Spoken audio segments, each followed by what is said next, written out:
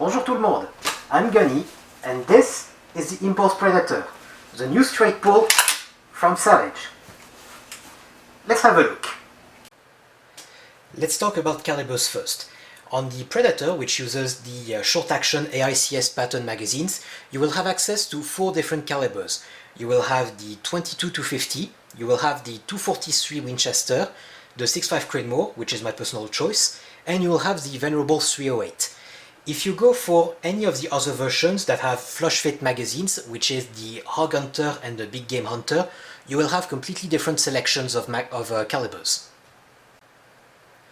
In this particular case, you can see that I've already fitted it with a little bit of accessory. On the top, you have a Vortex Viper PST Gen 1 with Vortex rings, or maybe reverse, I don't remember, and you have a high-risk bipod. The Savage Impulse comes with the Accu stock from Savage, which in theory is adjustable for the length of pull by adding or removing some inserts, and also you can change the com height by putting a different type of cheek piece. The gun, however, does not come with any of them, and if you look in the back, you can see that there is a couple of holes inside of the stock in order to get to the screws. The problem with that is, the bottom one is not too difficult, however, on the top one, you can see with this pretty standard screwdriver, whenever I put it in the hole, if I can obviously insert it, you can see that the hole is very limited in size, which is kind of ridiculous, to be completely honest, and it will be very difficult to get to the screws if you do not use an X-Acto blade or some sort of scalpel to enlarge these holes. Insert your jokes on the comments down below. The barrel itself is 20-inch long, which is a little bit shorter than most of the 6.5 Creedmoor that you see on the market, and it is threaded for 5/8 by 24. You have a thread protector, quite obviously, and if you want to put a suppressor, that means that you already have what I think is the most commonly used one for 308 suppressors. Now, if you want to know if this is compatible with other barrels, I cannot say for sure because this section of the receiver is a little bit longer than on the other models from Savage. However, the barrel knot seems to be exactly the same, and it is also the same exact specification as other 6.5 Creedmoor barrels in the factory offerings. So I do not see why it would be incompatible, but you should check that with your armorers first in order to be sure. In terms of magazine, the rifle comes with one Cadex Defense AICS short-action pattern magazine. As you can see, this is the one with the tapered feed lips, which is going to be an issue, and I'm going to tell you why. This is one of the Magpul AICS pattern magazine. As you can see in the back, it is completely straight wall. This is going to be an issue because when you try to insert it inside of the magazine, inside of the rifle, you can see it does not fit completely to the top.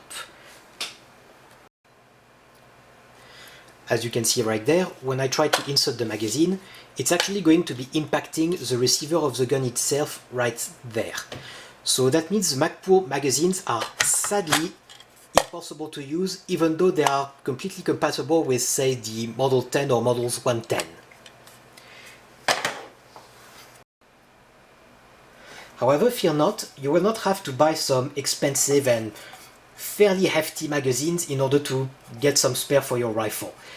You have another option than the Cadex Defense, or God forbid, the super expensive AICS ones. You have access to the MDT Polymetal magazine. This one I found at Cabela's, who had plenty of them in stock. As you can see, this is a bottom polymer and top metal magazine, just like the Elander for your AR-15. This particular magazine has straight wall almost all the way to the top and tapers completely at the top for the feed lips. If you fit inside it, it will not fall free, but it locks perfectly fine, and that's what I've been using for most of my shooting. The trigger on this rifle is the one that comes with most of the Savage offering. This is what they call the Accu trigger, which is adjustable, though I have not touched it yet, and it goes for about 3 3.5 pounds, give or take.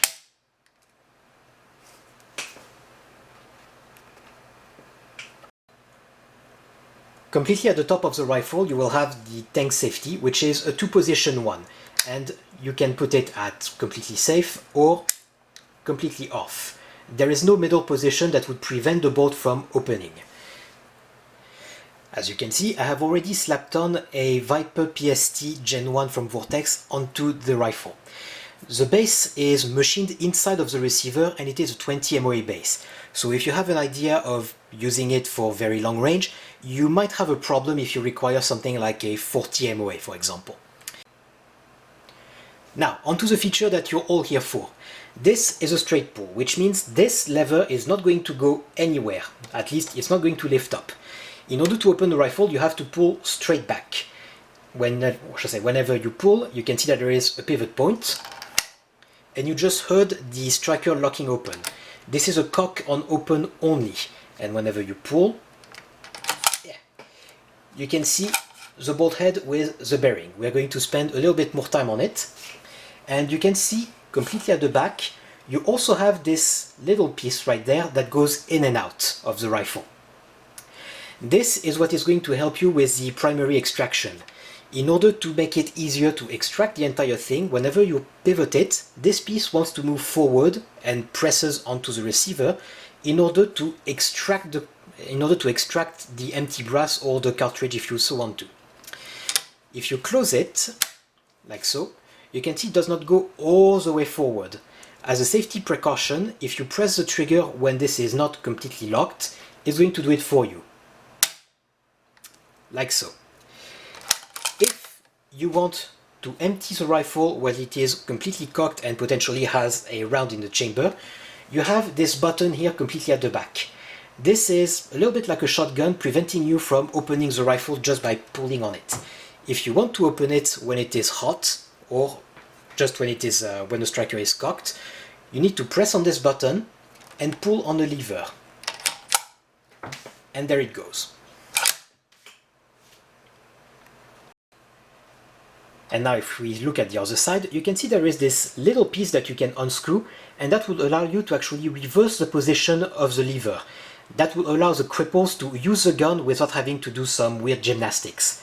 You can also see that there is the disassembly button right there, and you can also see that there is the ambidextrous magazine release right there. As I said before, the MDT magazine does not come off by itself. You have to pull a bit on it to remove it.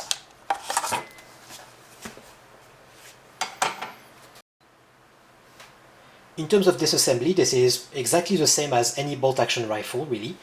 You take the disassembly lever, pull it forward, and then you just take the bolt and pull it completely to the back until it comes out.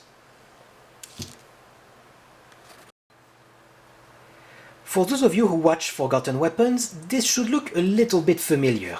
Specifically, I'm talking about the presentation that Ian has done on the Heim SR30, which also was using some bearings in order to lock the bolt inside of the receiver.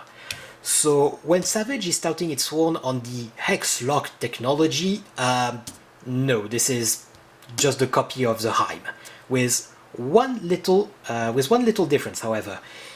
When you look at it, it's fairly obvious that this is a separate bolt head, which you can take out by pressing on this little tab right here. You can turn a few degrees and it just comes off, which exposes the firing pin / striker and the piece that will actually be used to wedge itself inside of the bolt head and push the bearings out of alignment and lock inside of the system.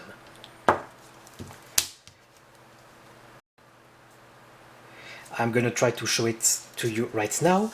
So I'm going to take, obviously, the bolt, which will come into this position anyway, and I'm going to try and pull on it. Yep, and you can see the piece has retracted inside of the let's call it bolt carrier body. You can see at the back, in order to prevent it from going forward, because this piece really wants to go back in its original position, you have the extractor thing right there, which also has a little tab on the top which is supposed to prevent it from going all the way forward even during fire.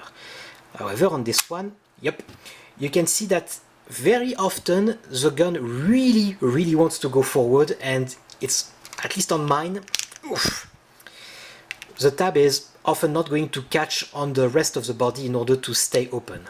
This time it did. I never had any problems during the course of firing, but when the bolt is disassembled, it's a bit of a pain in the ass. Something some of you are probably going to notice is that there is no plunger ejector on this bolt head. The reason for that is obviously because the bearing needs some space in which to retract in order for the gun to unlock and cycle. So instead you have the same kind of shark fin extractor that you would see on an old Enfield or that sort of things. You can see the track is right there, it's going to go over the ejector right here, and you have a corresponding trough thing in this one, the corresponding cut. In order to reassemble the rifle, you need to use it as a guide. So you see I have the track on the bolt head and I have the track here on the bolt. You just rotate it until it fits. You can see you have kind of a tri-lock kind of locking. Put it like so. You push it forward until it is in contact and you just turn. Push this piece down and there you go. You have a reassembled bolt. For the last stage of reassembly, you need to take your bolt right there, but obviously right now it is in locked position, so it's never going to fit in there. So you need first to unlock the system like so, hoping it doesn't go forward again. You align it like on any bolt action, fit it, and there you go. It's done. So now that I have given you a little bit of a presentation on this particular rifle, we're going to go out in the really scorching heat for me to demonstrate it to you. I have bought a bunch of ammunition and we're going to see how it performs with all of them. Cut! So just a little bit of context before I move on to the ammunition. The outside temperature back then was 36 degrees Celsius or 97 Fahrenheit. I am located about 100 meters away from the target, which is 109.36 yards. And as you can see, I'm not in the most comfortable position. Specifically, I am lying prone on a beach towel and under it is a bunch of rocks. So when we move on to the groups, please remember that I am increasingly dehydrated and the pain in my elbows is also increasing quite a bit. One thing that helps quite a bit, however, is that there is no lock to rotate and there is absolutely nothing that can really stick inside of the rifle, which means my wrist is pretty straight all the time and in no risk of getting sprained. As you can see on the video, the gun is incredibly smooth. It's absolutely lovely.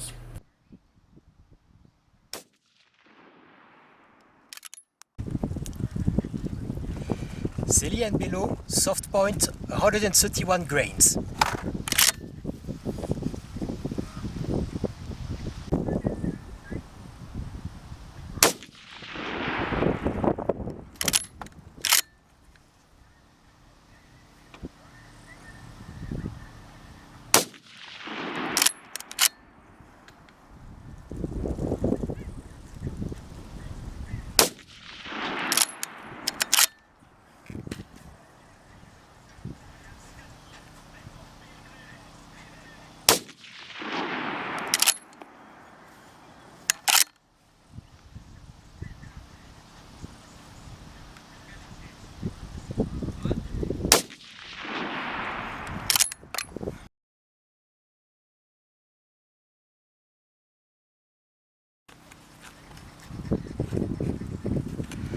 Hutters, 129 grain, soft point.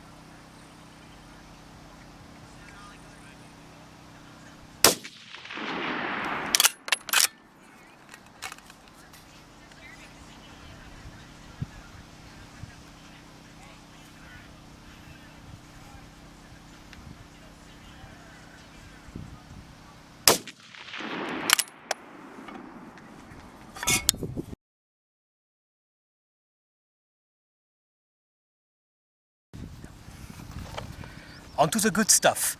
Hornady Varmint Express 95 grain VMAX with a ballistic tip.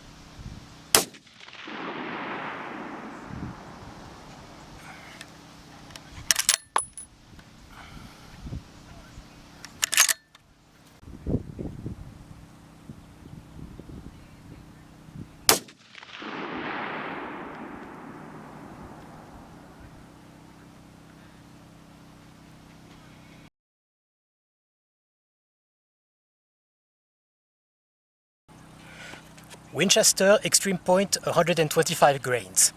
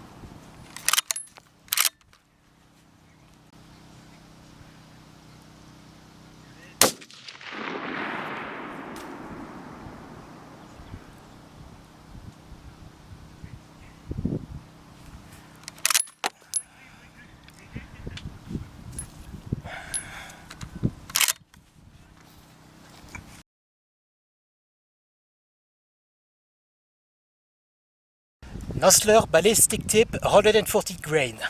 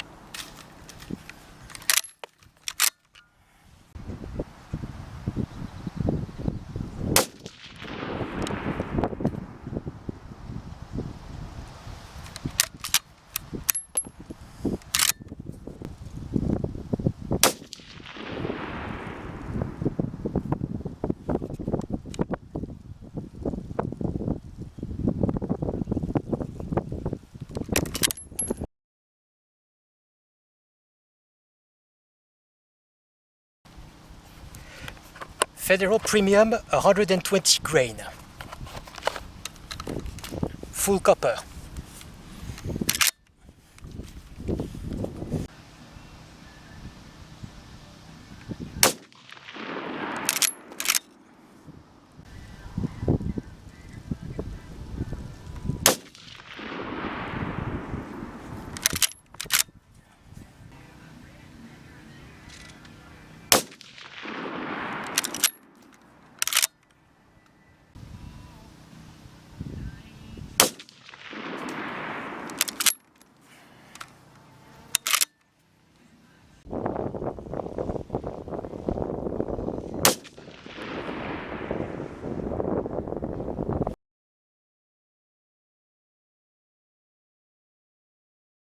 And finally, Federal Premium Burger Hybrid Hunter, 135 grains, the prettiest of them.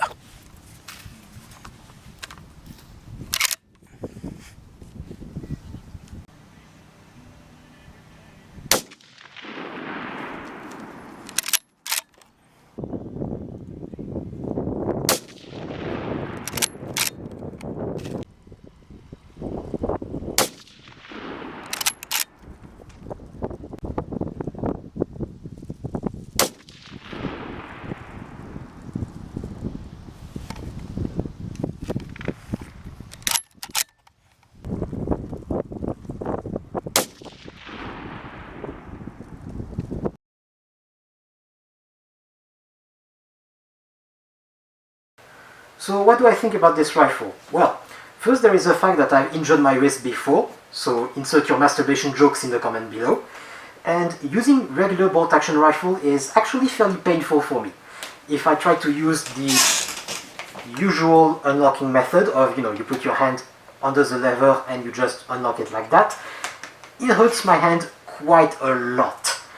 The 60-degree throw helps a little bit, but not by much. In this particular case, well, I mean,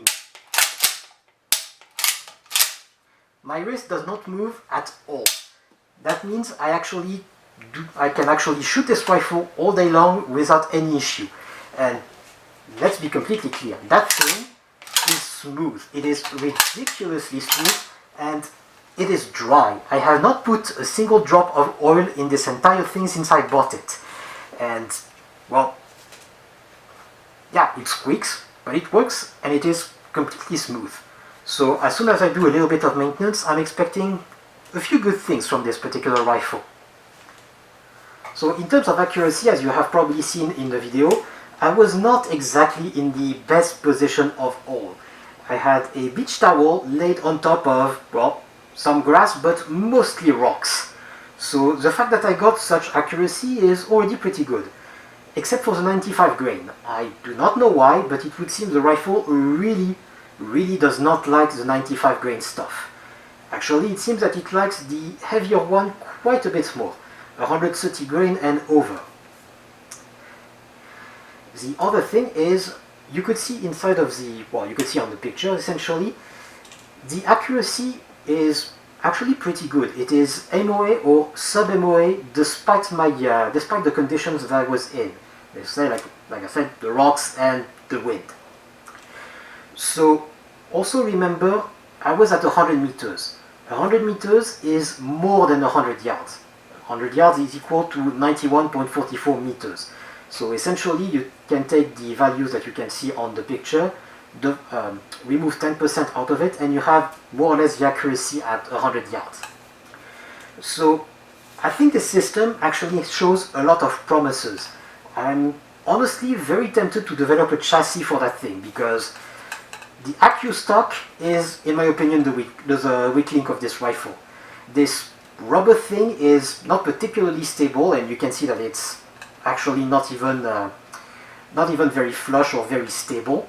The chip piece is way lower than what I need, and for the life of me, I could not find any of the replacement or anything to extend the length of pole, which is honestly a bit too low for me. So yeah, for $1,400 US and what, $16.50 Canadian or something like that, I think this is an extremely solid rifle. I think the claim of Savage that this is the best thing you could possibly have for Predator is bullshit. You'll be served way better by an AR-10. But in terms of hunting rifle, especially for people like me with wrist injuries or someone who really wants to have a left-handed rifle, this is absolutely awesome. Honestly, get one. This is honestly one of the most interesting rifles, especially in terms of hunting rifles, that I've had in a very long time, and it's not even that much that expensive. So yeah, the Savage Impulse Predator. Go get one. Salut, bonsoir. Well, first, there is a saying that I've injured my wrist before. Insert your masturbation joke in.